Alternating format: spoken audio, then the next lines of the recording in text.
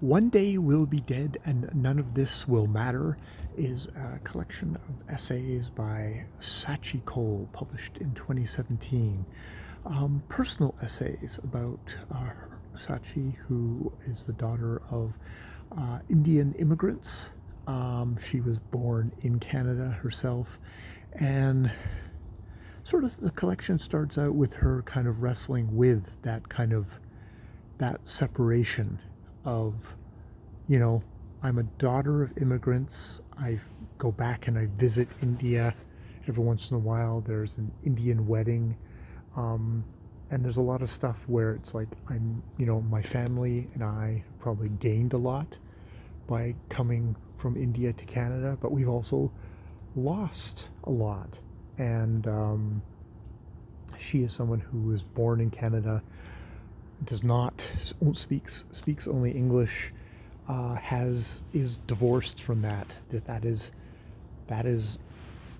not her country. It's not some place that she does have a connection to, but she doesn't. And that there's that kind of relationship that really hit me as a story, not because I know anything about being a daughter of Indian immigrants. I am the son of an English and Scottish immigrants to this country, and yeah, we share the same language, but uh, there's that cultural cutoff of, we'd go back to England, we'd go back to Scotland, and it's an interesting place. I would visit my grandparents there, but you know, it wasn't mine. I mean, I think I had another overlay of kind of this weird English colonial thing of like, oh, our little juniors, Canada, as kind of dismissed thing of which I've never gotten over, obviously. Um, which we're ridiculous as a country, but that offended me a little tot, and even now there's still a little bit of offense there, even though it's also Canada. Yeah, we are both a country, and just newborns just out of our shorts, and fucking colonialist settlers who've taken this land over from other people that we've horribly brutalized. But going on about that. Um, but yeah, so that obviously spun off a lot of things for me. I mean, there's things here of just her being a young woman, having grown up at a time where, yeah, the internet and social media was just a thing, and kind of all the kind of weird, gross kind of hypersexualism, which there's always hypersexualism when you're a teenager in any era, but just the particular flavor of the internet where older dudes would be consistently hitting on you, especially if maybe if you developed a little bit earlier. Basically the second you had any sign of boobs, you were immediately fair game to any fucking internet perv, which basically means fucking all males online. Yeah, we go from that to her being a woman who works in the media and getting dogpiled for daring to suggest that she was only going to be taking submissions from non-white, non-male writers, because we have so many white male writers and all their views, and if you only have one flavor, the customer might get kind of bored and not want to come back. And this is the kind of stuff that she was dying for when she was growing up. It's like, I would like to hear somebody who's got something similar to my experience that could talk to my experience, that I could go, oh yeah, I get that, I know. And yes, the complete hate mob that came after her, that resulted in her going off Twitter for a while, but in the end coming back, because it's sort of the air that she breathes, which is, I think about as a very fucking privileged white male, straight seeming white male, in our culture, and also, but the generation I grew up in, of not wanting to be a part of that. not wanting to be um, a part of that. And I have a YouTube channels I don't where I don't even have the comments on, and I'm fine with that. I'm fine not being part of the conversation, but I'm not in Scaachi's profession, and I'm not of Scaachi's generation where I feel like I'm missing something by not being a part of that conversation. I mean, I have trouble enough with the very civilized and very mellow and very probably incredibly boring booktube conversation. I find it incredibly exciting, but other people probably not. But even that, I kind of really, really dampen that down.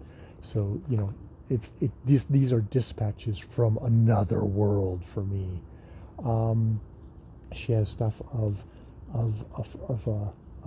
friends growing up, like in college, of being friends with a couple of white guys, and one of them just being, yeah, turning out to be a complete alcoholic, destructive alcoholic, who kind of turned on her with this kind of rage, and her just, you know, having to cut that off. Having one friend that she kept, but the other one, it's like, no, that's not okay.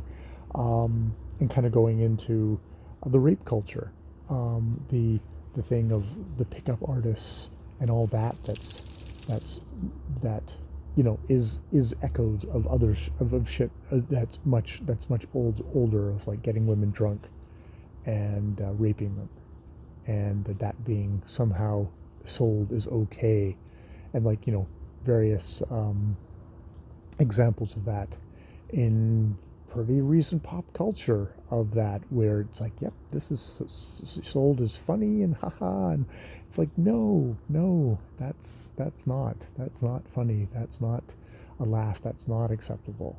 But just like how that is such a part of her experience as a woman, that it's not even something like, yeah, I got roofied twice, I have to watch my drinks constantly, I can never accept a drink from anyone.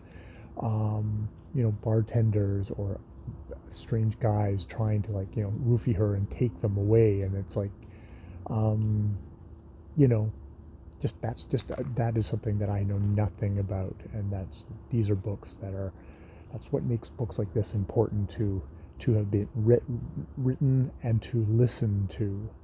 Um, her thoughts on the completely violent, uh, sexually violent anger directed to her by seemingly straight white males, and her insights, and just like exactly how damaged and in pain that these guys are.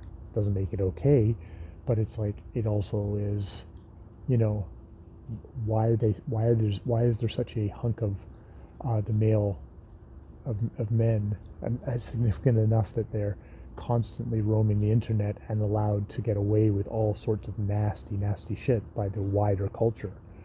um, and what's able to harass any woman that sticks her head up above the transom, to get, just, it's okay, it's a part of their job to be brutally attacked day after day after day after day, you know, pummeling them down, damaging their lives, and it somehow being okay in our culture.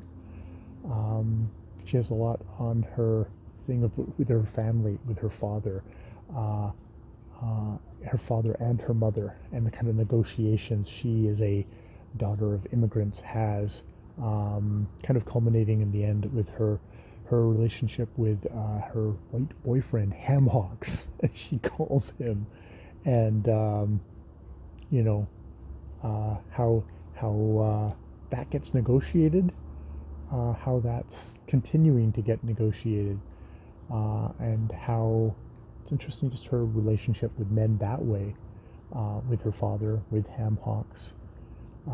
Yeah, yeah. I started off by thinking like, oh, this isn't any great groundbreaking thing, but it's like, it's really touching. It's really well done. It's a really it is a sad and funny book. More kind of the sad melancholy, which is what kind of goes for me. There's also stuff about her dealing with her hair. She is an Indian woman who has a lot of hair, which is not something that is allowed of a female to have hair anywhere but on the top of her head, and that is dealt with. It is talked about in this book in excruciating detail.